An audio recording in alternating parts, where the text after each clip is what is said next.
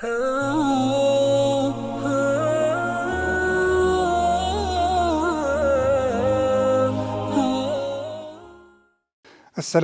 alaikum wa rahmatullahi wa barakatuh. Marhaban bikoum, bienvenue une autre fois dans notre programme Al-Kalimatu fil Islam. Une petite parole en islam. Le sujet que je vais évoquer aujourd'hui, c'est le sujet de la connaissance. C'est le sujet de... C'est-à-dire, est-ce que chaque membre de la communauté doit apprendre la connaissance, doit apprendre la jurisprudence, doit apprendre la religion ou pas? Il y a deux formes d'obligation.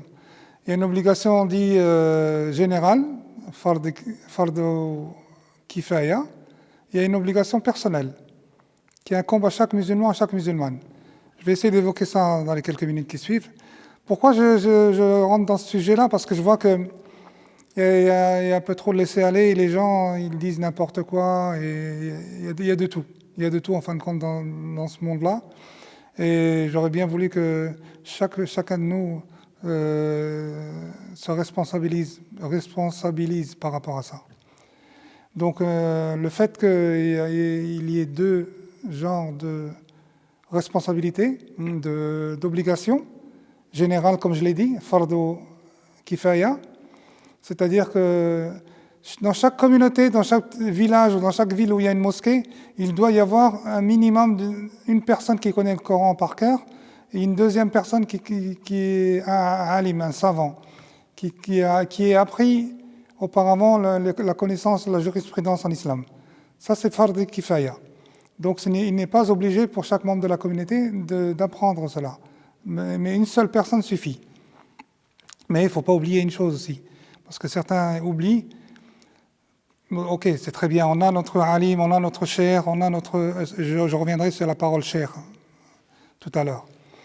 On a notre hafid al-Quran, notre imam, etc. Mais des fois, il nous arrive de faire des pratiques, en fin de compte, pratiques de tous les jours, en oubliant qu'il y a une façon de faire en islam.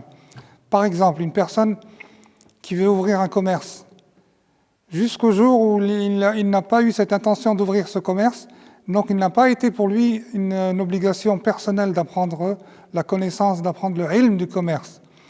Mais à partir du moment où cette même personne a une opportunité, une aubaine, et il veut ouvrir un commerce, donc il devient fardu ayn, il devient une obligation personnelle sur lui d'aller apprendre la connaissance de comment ouvrir un commerce, sur quelle base ouvrir un commerce. C'est quoi le halal et le haram dans le commerce? Donc ça devient une obligation personnelle. On ne va pas se dire oui, on ne savait pas. Non. Le jour de Qiyamah, on sera amené à répondre aux questions par rapport à la connaissance qu'on a apprise et par rapport à la connaissance qu'on a enseignée et par rapport aux actes, les actes qui ont été faits à partir de cette connaissance qu'on a acquise. Donc c'est très important. Et une simple personne, un couple veut se marier, une personne veut se marier. Jusqu'au jour où il ne voulait pas se marier, donc ça n'a pas été pour lui une obligation personnelle. Mais le jour où il a décidé de se marier, ça devient pour lui une obligation personnelle, c'est-à-dire un fardu ayn. Il est obligé d'aller apprendre la connaissance chez le cheikh qui est à côté de lui, mais il faut qu'il sache, en plus on a tous les moyens avec l'internet, etc., d'apprendre, mais il faut vérifier les sources. Il ne faut pas apprendre à partir de ce qu'on voit, de ce qu'on entend. Vérifier nos sources et qu'on puisse apprendre la vraie religion, la vraie jurisprudence.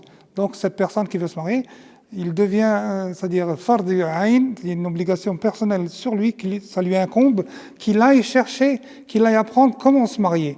C'est quoi le halal, c'est quoi le haram dans le mariage, comment le Nabi sallallahu alayhi wa sallam s'est marié, comment les sahaba se sont mariés. Hein?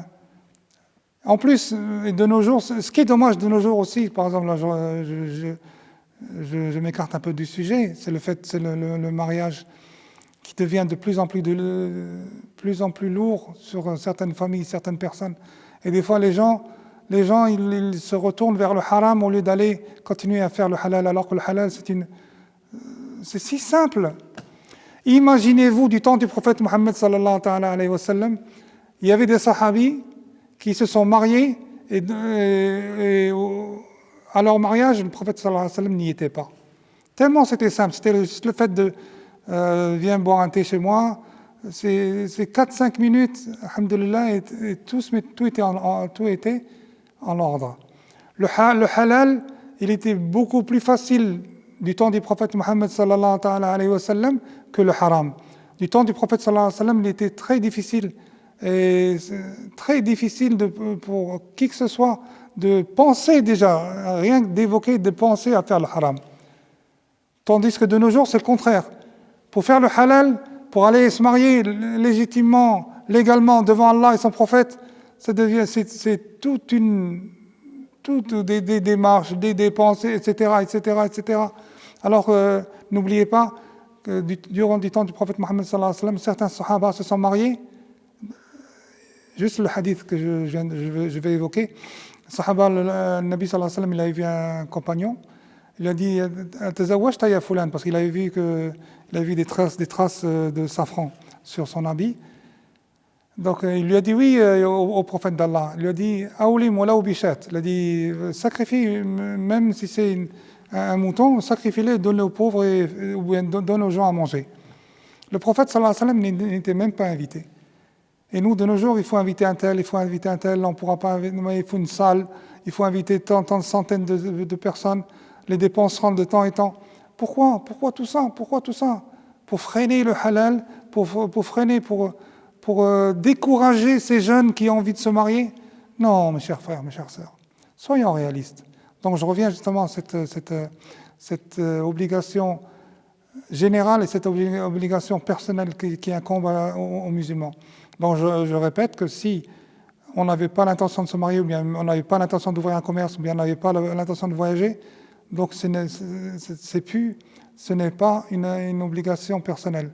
Ça reste une obligation générale que seul est responsable la communauté et le alim, le cheikh qui habite dans cette communauté. Donc, et c'est très important. J'avais dit au début que je reviendrai sur la parole cheikh, parce que de nos jours, je crois qu'on abuse un peu quand même. On dit cheikh un tel, alors que le cheikh, la dénomination du cheikh, elle est bien précise, elle est pour des personnes bien particulières. Cheikh, c'est pour une personne âgée, ou bien pour une personne qui a un titre dans sa communauté, ou bien pour une personne religieuse, une personne qui a une personne jurisprudence, un alim, un cheikh. Ça oui, on peut l'appeler cheikh, mais pas autrement. On n'a pas le droit de dénommer n'importe qui un cheikh. Donc c'est très important. C'est pas parce que une personne elle est religieuse, ou bien qui a la barbe, ou bien qui fait des efforts de la religion, qu'on lui dit cheikh. Non, il faut bien vérifier. Et on appelle seulement cheikh les personnes qui sont bien, c'est-à-dire qui ont soit sont des personnes âgées, je répète, soit la personne elle a un poste, elle a une place dans la communauté, hein, qui est respectée dans sa communauté, soit une personne qui a acquis la religion et qui a appris la religion. Donc mes chers frères, mes chères sœurs, la religion c'est une obligation. Allah subhanahu wa ta'ala, il n'a pas dit au prophète, demande plus de biens, demande plus d'acquis. Ô prophète d'Allah, demande plus d'enfants. Ô prophète d'Allah, demande plus d'épouses. Ô prophète d'Allah, demande plus de maisons. Non. Il a dit, وَقُلْ رَبِّ زِدْنِي عِلْمًا. Ô prophète, demande à Allah, demande-moi que je te donne plus de connaissances. Et c'est ça, la connaissance, c'est très important. Donc, je vous remercie pour être à l'écoute. J'espère seulement que ce message est bien passé et qu'Inch'Allah ta'ala, on va apprendre, on conçoit, nous, des gens qui ont soif de connaissances et qu'on demande à Allah subhanahu wa ta'ala de nous donner plus de connaissances et plus de, comment on dit ça, de sagesse dans cette connaissance. Allahumma amin, qu'Allah il accepte, Inch'Allah. Barakallahu fikum, jazakumullah khair, et à la prochaine.